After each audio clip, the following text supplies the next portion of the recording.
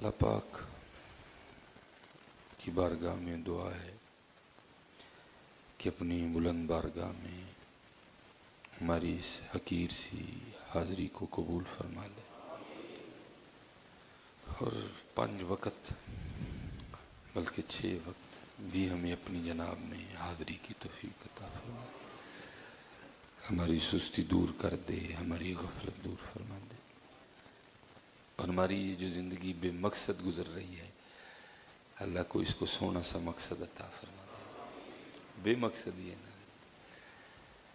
حکیم صاحب رحمۃ اللہ تعالی علیہ فرمایا کرتے تھے بچے پیدا کر لینا کوئی بہادری نہیں ہے، وہ تو کتی کے گھر بھی ہو جاتے ہیں۔ یہ کوئی بہادری تو نہیں ہے، کوئی روٹی کھا لینا بھی بہادری نہیں ہے، ہاتھی تجھ سے کئی گنا زیادہ کھاتا نہیں ہے۔ بہادری بندگی ہے، بہادری بندگی۔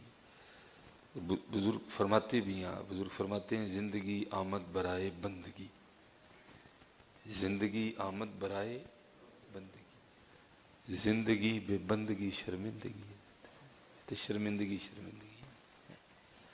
اگر بندگی نکال دی جائے پھر تو ہم میں اور جانوروں میں کوئی فرق نہیں رہتا۔ ہم بھی کھا رہے ہیں وہ بھی کھا رہے ہیں، وقت ہم بھی گزار رہے ہیں وقت وہ بھی گزار رہے ہیں، بچے ہمارے گھر بھی ہو رہے ہیں بچے ان کے ہاں بھی ہو رہے ہیں۔ فرق تو نہ رہا، فرق تو نماز کا ہے، فرق تو قرآن کا ہے، فرق تو درود کا ہے، فرق تو ذکر کا ہے۔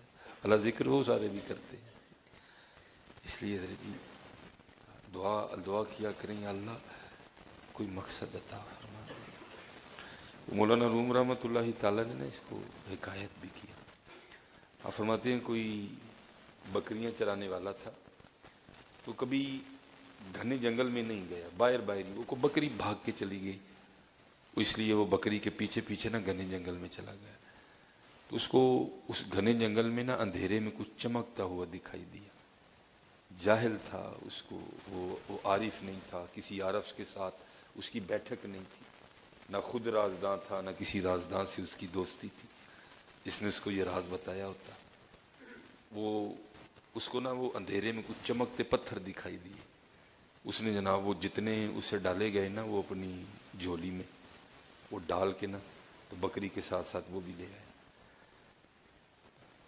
اس نے کہا کیا کروں ان کا، کیونکہ جاہل تھا، عارف نہیں تھا، کسی عارف سے اس کی دوستی بھی نہیں تھی جس نے اس کو بتایا تھا میاں قدر کری، میاں قدر کری۔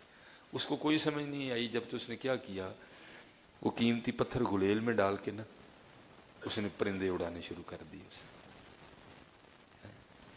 وہ مولانا روم فرماتے ہیں آخری اس کے پاس نا وہ چمکنے والا پتھر رہ گیا، اور اس نے اس کو گلیل میں رکھ کے نا وہ چھوڑنے والا تھا، تو کوئی عارف گزر رہا تھا سنیارا، اس کی نظر پڑی تو اس سے پہلے وہ چھوڑتا وہ بھاگتا ہوا آیا اور نے اس کا ہاتھ پکڑ دیا۔ اس کو کہتا تو پاگل تو نہیں ہو گیا؟ اس نے کہا کیوں؟ اس نے کہا یہ کیا کرنے لگا؟ اس نے کہا میں پرندہ اڑانے لگا۔ اس نے کہا تو اڑانے تو پرندہ لگا ہے، لیکن تجھے پتہ ہے تو کس سے پرندے اڑا رہا ہے؟ اس نے کہا چمکنے والے پتھر سے۔